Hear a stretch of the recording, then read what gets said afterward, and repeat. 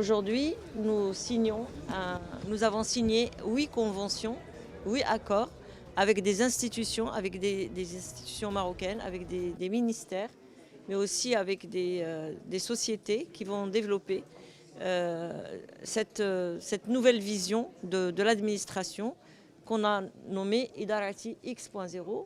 Ça veut dire quoi? Ça veut dire que nous allons mettre en place une méta-application qui va permettre à tous les citoyens d'interagir avec l'administration de façon souple, rapide, efficace, mais aussi de façon inclusive en intégrant des outils d'intelligence artificielle. Donc aujourd'hui, nous avons signé avec toutes les institutions un MOU qui va permettre à notre ministère de la Transition numérique d'accompagner ces institutions pour développer leur propre wallet. Comme vous le savez, dès lors qu'il s'agit d'administration ou qu'il s'agit de données personnelles, il faut mettre en place des garde-fous, des mécanismes qui permettent de protéger les citoyens dans cette nouvelle architecture du digital. Comme vous le savez, nous avons par exemple signé avec la CNSS.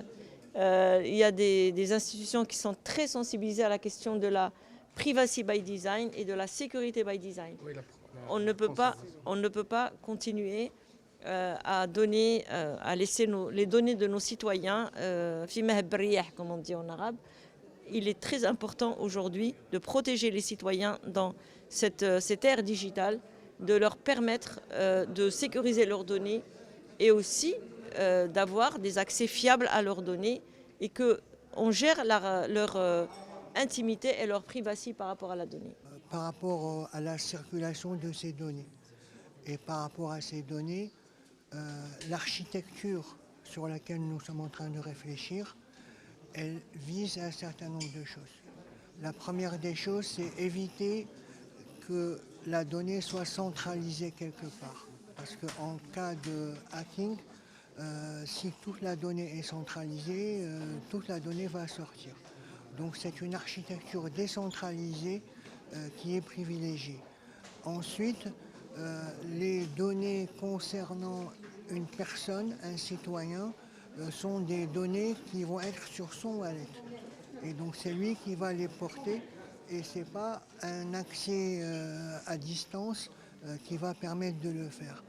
Et comme je disais tout à l'heure, la protection de la vie privée et le respect des données, c'est une question d'architecture. Et si cette architecture n'est pas respectée avec les concepts de privacy by design et de sécurité by design, ben on a des applications qui sont empilées et qui grossissent le risque de hacking et de diffusion et propagation de ces données.